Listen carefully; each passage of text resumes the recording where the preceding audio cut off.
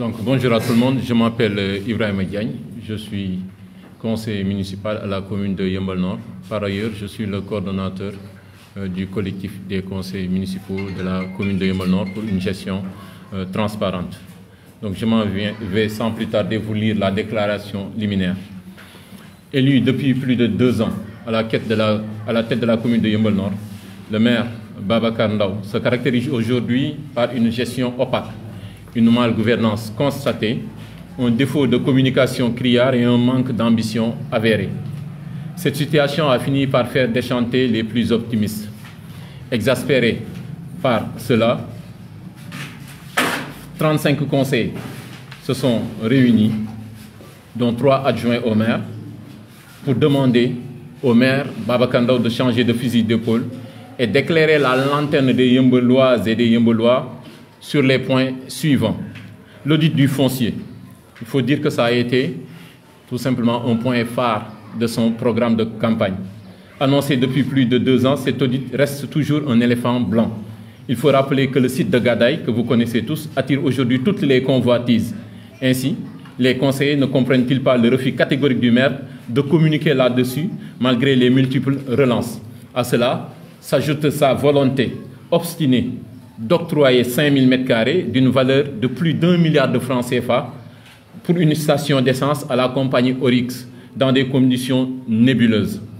Alors, concernant justement ce partenariat avec Oryx et même avec Probatis, la première question qu'on se demande, c'est pourquoi Oryx? Pourquoi Probatis et pas les autres? Sans faire d'appel d'offres et dans une opacité totale, le maire entend se baser sur des comités ad hoc aux membres inconnus pour statuer sur les termes des conventions dont on ignore les tenants et les aboutissants. Certainement, il compterait sur une majorité mécanique pour entériner cette forfaiture et mettre la population devant le fait accompli comme il l'a toujours fait. C'est la même chose avec la réfection du foyer des jeunes et la maison de la femme. Malgré les DRP systématiques à la place des appels d'offres, ces 2 projets constituent une véritable nébuleuse. Absence de devis, absence de plan, absence de tableau d'affichage. Alors que la réfection du foyer des jeunes a déjà englouti 140 millions. 140 millions. Et ça peine toujours à être concrétisé et réceptionné. Il y a aussi la maison de la femme qui a déjà englouti 15 millions.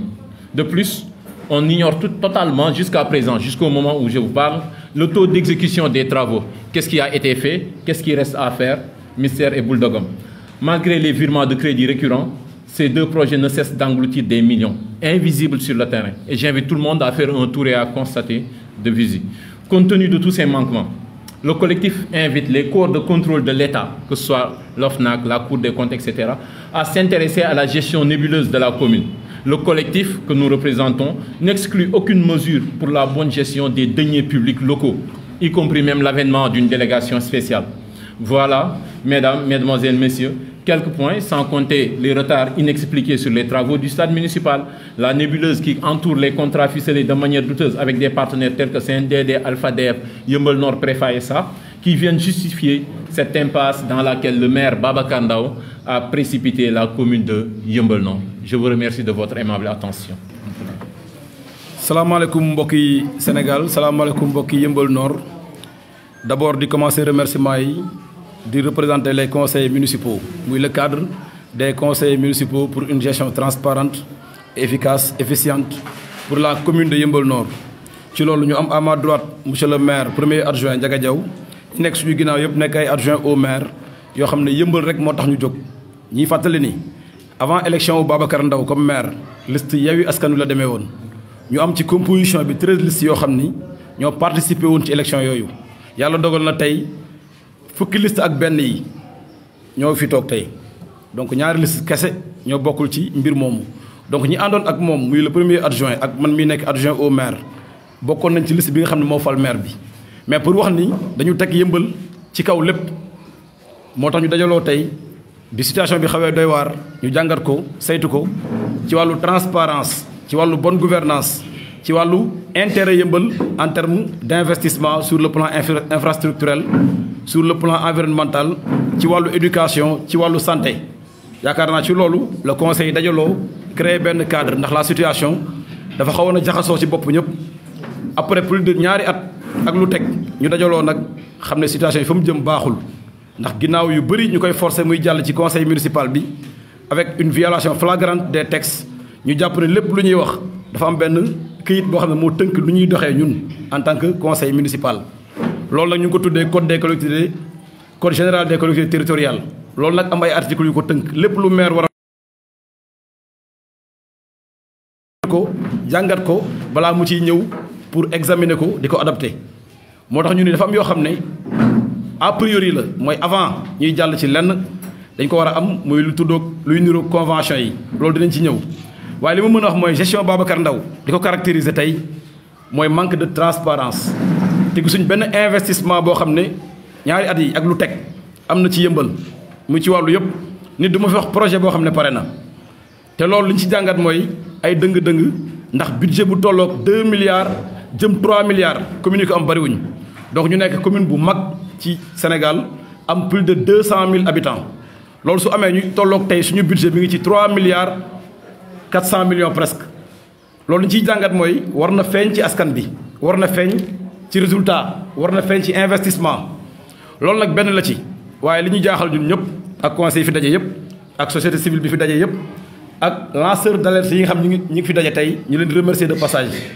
jàngat nañ ko saytu nañ ko ndax am na texte yi lu mu may na ko conseiller mooy suñu différence ak yéen mooy ñun li ñu sañ mooy conseil municipal jël fa kàddu ñeneen ñi dëkk ci yëmbal bi yëpp wala am fi intérêt sañ nañoo dem fekkee conseil municipal bi muy déroulé woo sañ nañoo laaj n'importe quel document ñu jox leen ko à leurs frais mooy loo xam ne ñoom ñoo koy laaj kii di SM muy secrétaire municipal ne ko jox ñu document nangam ndax yëmbal lañ dëkk ndax loolu texte yi moo ko wax waaye ginnaaw loolu conseil municipal bi moo ko mënta am waxatuma la ak citoyen ordinaire wala citoyen simple je pense que ci loolu nag li ñu ciy jàngat mooy ay dëng-dëng ay lënt-lënt ndax ku aj day bañ ko tën donc loolu moo waral tey li indi problème yu mujj yi bañ na nag jot na ñu jóg taxaw ngir que problème bi réglé wu définitivement ñuy interpeller l'État du Sénégal encore une fois ci wàllu foncier ñu waxoon suñu démarrage gestion que dañuy def lu ñu tuddee audit du foncier ñu xam ci lu bari côté espace libéré côté zone yi nga xam ne c'est appartient au domaine national mooy li nga xam ne état moo ko moom ñëpp ci bokk ak li nga xam ne moo tudd gàddaay nga xam ne état moo fa def déclassement ñu xam fa lu bari ci wàllu boobu ñu ne dañ koy auditer bu ñu ñëwee te loolu yaakaar naa mooy information yi ñu war a jox askan bi yàlla dogal na bi ñu ko waxee tey conseil bi délibéré ci tey ñu woote woon journaliste yëpp dajaloo au niveau national jàllale information boobu waaye boobaak tey ëpp na at amul benn acte buñ ci posé li ñu ciy jàngat mooy maire bi demul ci sensu honorer engagement yi xam ne conseil bi jël na ko loolu nag lu ñuy leeral la pour askan bi jot information yi dafa am limite conseil municipal souvent nga dégg ni sax jël kàddu ne conseil bi ci seen bilan lay dugg déedéet ñun dafa am loo xam ne fa la suñu pouvoir yem loolu texte yee ko encadré mooy délibéré saytu jàngat fàttali maire waaye exécution benn nit moo ko yor muy ki yor signature muy maire monsieur le maire Babacar Ndao encore une fois de la commune de Yeumbeul Nord tey nag fi ñu toll ci audit boobu mooy conseil yëpp mënuñoo comprendre lan moo tax mu taxaw bañ pour que audit bi am mu jaaxal ñëpp te mu nekkoon une demande de toutes les populations de Yeumbeul Nord donc su ma rombee loolu Oryx compagnie amuñu dara contre benn entreprise buy liggéey waaye ñu nit sañ nañ en tant que commune saytu suñuy mbir nu muy doxee ba convention booy signé dafa am nature contractuelle mooy loolu bés boo koy signé da nga ko war a jox jébbal conseil yi xam ñun moom lañ doon muy 76 ñu xam lan moo nekk ci biir convention yooyu ak ban manière nga defee attribution yooyu ñu ne d'abord 5000 mètres carrés nga leen jox fii ci gàddaay zone bi nga waxoon da koy audité fa nga leen jox 5000 mètres carrés ñuy laaj ndax maire dafa am entente direct ak Oryx lu conseil yëgul wala dafa def ak Oryx lu ñu tuddee guerre bu am ci biir mbir mi ndax loolu moo jaaxal conseil yi ndax boo bañee joxe convention ni la ko texte yi waxee mooy képp kuy conseil kuy saytu mbir daf ko war a am bien avant muy passer à l'étude à l'examen et à l'adoption de ce projet je pense que ci loolu nag le conseil dajaloo ne ko loolu bu amul bu ñëwul ñu duñ ko mën a valider yàlla dogal na point boobu traité guñ ko tey ndax daf ko dugal ci point introduction wala information li ñu ciy jàngat mooy ku bëgg mu leer doo ko dugal ci point boobu da nga koy indi directement ci point bu ñu war a traité adopté ko pour mën cee jàll benn la ci woon dinañ ci ñëwaat pour mu gën a yaatu ci yeneen émission ak yu demee noonu mais dañuy informer l'opinion nationale et l'opinion surtout départementale et communale que le maire de Yeumbeul Nord doxul ci dara luy niroog transparence tey yàlla dogal na bi ñu rombee loolu Probatis muy benn entreprise boo xam ne ñëw na ci conseil bi comme ni mu traité ak Oryx ci wàllu boobu mooy mu def présentation au niveau du conseil municipal. waaye présentation bi mu def li ñu ci jàngat te jaaxal ñëpp te la ndëmal xel yëpp mooy présenté avec benn maquette boo xam ne indi nga ko ñu ne ko déet monsieur le maire ñun jotoon na tamit ñu jotaat convention bi lan moo la boole kooku lan moo tax yow doo def appel d'offre avec les entreprises comme ni ko code des marchés publics tënkee. loolu nag ku ko ci woo li gënoon a yomb mooy mu jox la kayit yi wala documents yi waaye ñun commune Yeumbeul Nord dañu am habitude le maire du sax joxe information conseil bi du sax taf comme ni ko code bi waxee encore une fois mooy marché public yëpp da nga ko war a taf képp kuy citoyen bu dëkk Yeumbeul bu rombee mën a am information ci loolu noonu à travers le délai d'exécution entreprise bi koy liggéey ak fan la liggéey bi yem ci wàllu taux d'exécution loolu yëpp nag boo ko laajee conseil yii kenn mu la cee tontu kon li ñu jàpp ci loolu mooy gestion bu lëndëm gestion bu dëppoog charte yi xam ne moom lañ teg pour la bonne gouvernance donc loolu mooy ko rombee ñu ñëwaat ci wàllu réflexion yi ndax ginnaaw plus de ñaari at encore une fois ak lu teg ak juróomi weer li ñu jàngat mooy ñetti projet lañ fi démarré muy ay réflexion la foyer des jeunes terrain basket ak maison de la femme benn bi dafañ 140 millions pour le moment te xamuñ fu mu jaar am ngeen occasion dem vérifier ji structure yi may wax ndax Yeumbeul waa yëpp a ko bokk ku dugg ci biir di nga gis ni lii demu ci luy niroog kaar bi sax demu ci kon ça veut dire que caaxaanee xaalisu Yeumbeul si lañ nekk toujours et non sur des projets structurels yi xam ne intérêt Yeumbeul moo tax mu jóg moo tax ñu ni 15 millions demande na ci maison de la femme 15 millions te dañu am habitude ak maire bi mu ñuy defal lu tuddee virement de crédit ndax loolu lu jubul la ndax lu jub mooy boo lancé appel entreprise bu mën a gagné ëllëg dina lii laay liggéeyee marché bi exemple 50 millions laa koy liggéeyee mënoo ci yokkaat dara mais comme moom bëggul loolu li muy def mooy day lancé sans pour autant mu informer le conseil ñàkk information boobu nag li ñu ci jàpp mooy xaalis bi mi ngi dem feneen et non pour Yeumbeul waa yi donc loolu li ñu ciy wax mooy ñun conseils municipaux pour la transparence pour une gestion efficace pour une gestion efficiente par rapport ak Yeumbeul waa yi mooy ñu taxaw ne doy na nag bu ma ci boolee nag bavure yi am au niveau du conseil mooy jalgati texte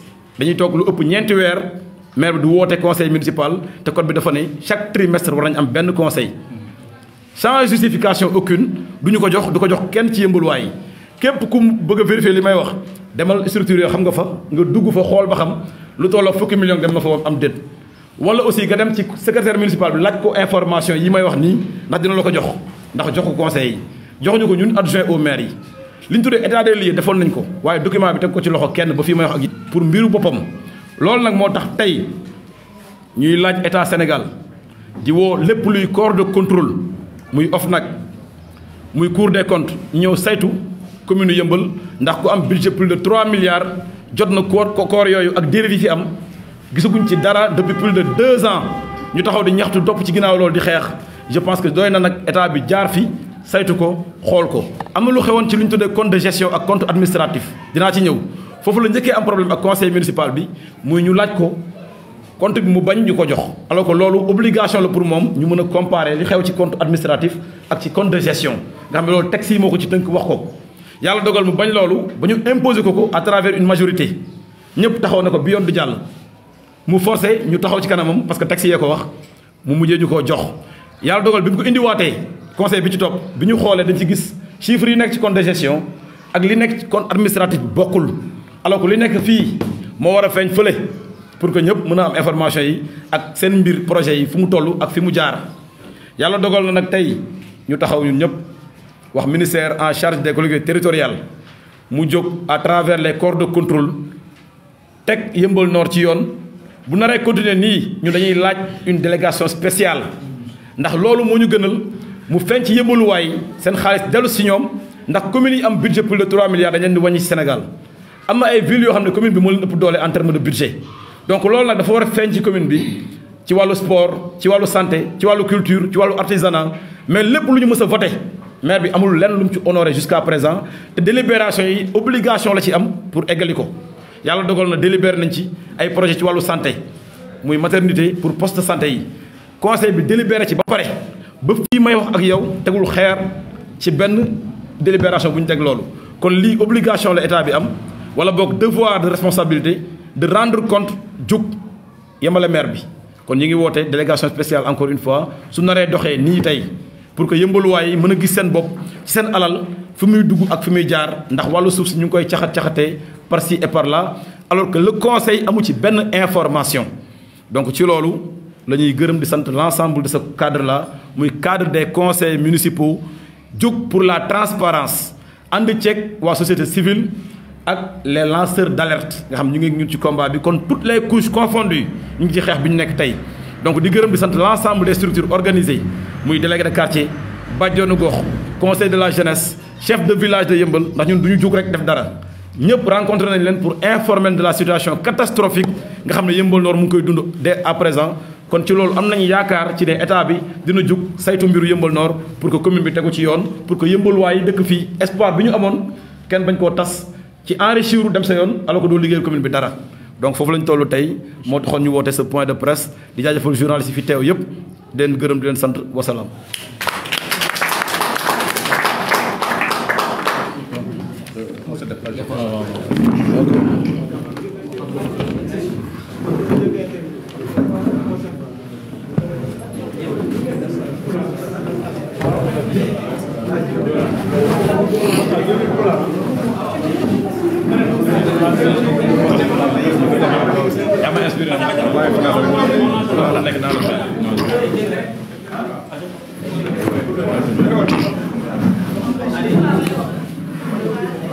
C'est bon.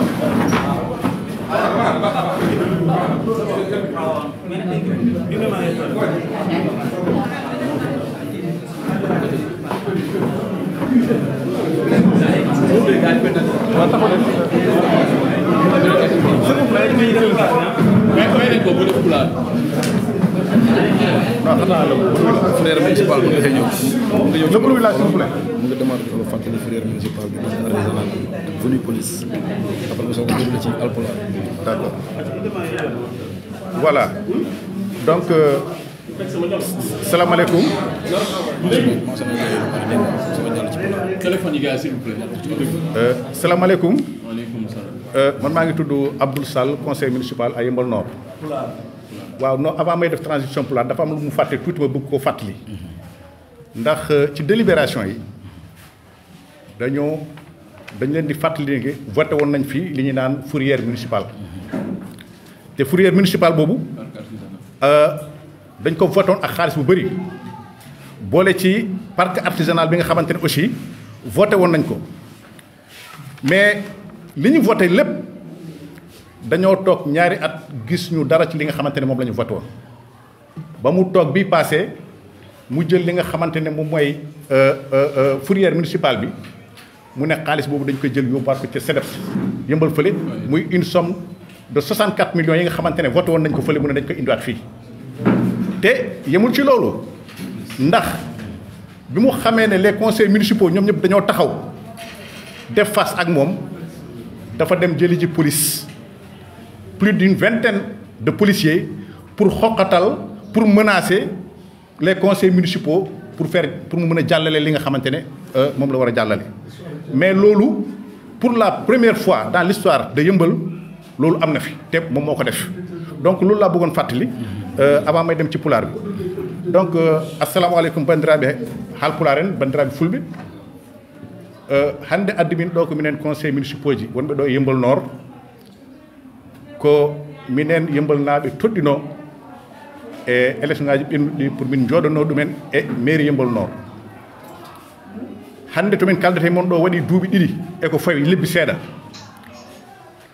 ɗum noon emin liggono Yeumbeul naaɓe min ƴetti ko wiyete booñ kaalis ha heewi min totti ɗum maire pour yo waw liggade kala ko gandanɗa hoorema o addi ɗum e nder conseil municipal he min tottimum konngol amen min jagganimo min ballimo min puusimo pour yo waw liggade par ce que ko ɓuuri sadde e nder mairie ko kaalis ɓuuri koppereje te alhamdulillah rabbil alamin Yeumbeul Nord manquiraka kaalis hande budget Yeumbeul Nord ina yaare milliard uji tati eko fawi sa ƴeewi e nder duuɓi ɗiɗi walla duuɓi ɗiɗi ko fawi ma won milliard uji jeeɗiɗi o tottama ɗum e nder milliard uji jeeɗiɗi o heeɓi hen wadde e nder boñ mairie Yeumbeul ma won hedde milliard uji jeegom mais milliards uji jeegom ɗi heddi ko projet ji ɗi yo liggo o wiya ko école uji ɗi yo fewnu o wiya ko dispensaire uji ɗi yo ma o wiya ko CNEPS foyer des jeunes yo fewnu kono ha hande to yimɓe kaldata ɗo ala dispensaire pewnaɗo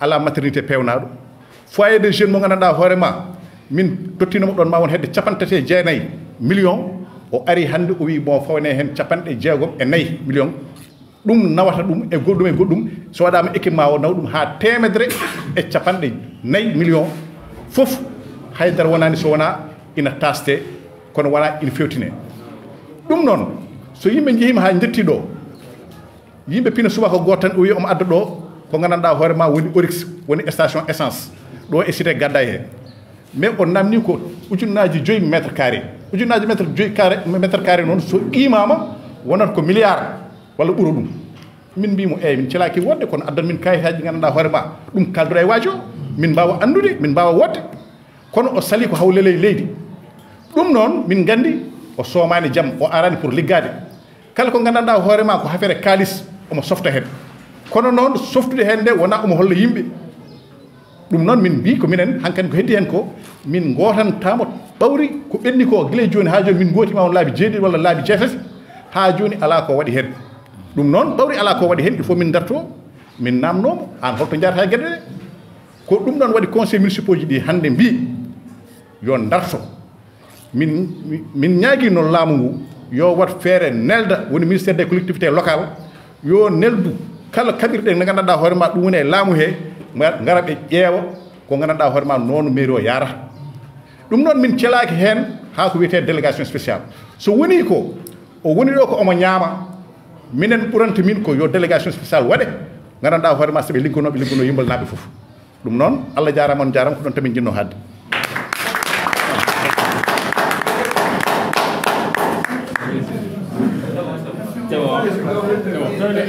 Donc, s'ils ont des questions en plat, peut-être enchaîner. Vous avez une question en plat? C'est bon, hein? Ok, monsieur le maire Cognon.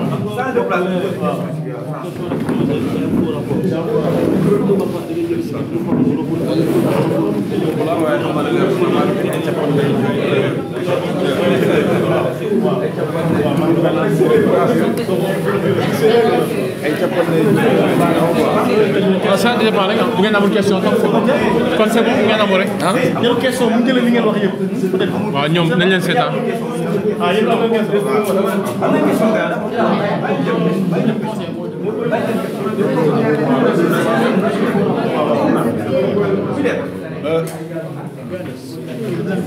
question yi mën nañu ko parce que mën nañu laaj wax nañu par exemple jox ngeen communiqué n'est-ce pas communiqué bi nañ ci mu ngi xool question est jar na donc ça dépend souvent il y a des questions il y a des questions oui non bon seulement on va essayer de vous rajoutez toujours c'est le plan d'action qu'il a décliné par rapport à qu'en France on n'a pas été sur la délégation sociale et au soutien politique et avec qui vous travaillez cette politique d'accord c'est pas le fait de plan d'action non c'est juste les entités quoi c'est bon seulement si on peut savoir qu'est-ce qui ont des questions d'abord seul ok d'accord une seule question ok d'accord merci qui il y a un deuxième hein? Donc il y a 2 personnes hein? Et qui d'autre 3 c'est bon hein? Non, attendez, non. On va poser la question. On va juste limiter sur les 3.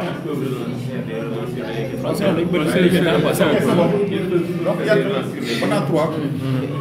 C'est bon, allez-y. C'est bon. D'accord. Donc, juste d'abord rappeler que ce collectif est constitué de 11 des 13 listes.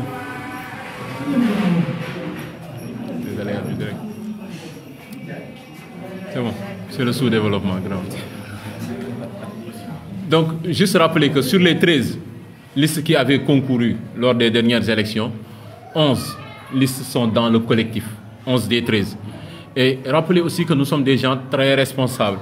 C'est la raison pour laquelle nous agissons toujours en responsable. Nous avons été à la sous-préfecture, nous avons eu un long entretien avec l'administration territoriale.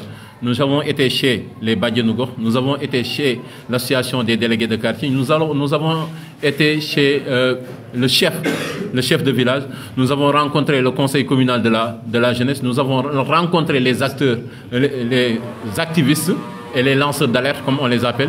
Nous avons rencontré la société civile et tout le monde est avec nous à 100% et ils soutiennent ce combat-là. Pour dire que nous sommes très, très responsables et nous savons ce que nous faisons. D'autres sont tentés de nous décrire comme des pourfendeurs, des saboteurs, des rebelles et j'en passe. Mais le plus important, c'est que notre seul dénominateur commun reste la commune de Yeumbeul et le développement de la localité. Aussi, nous n'excluons aucune mesure.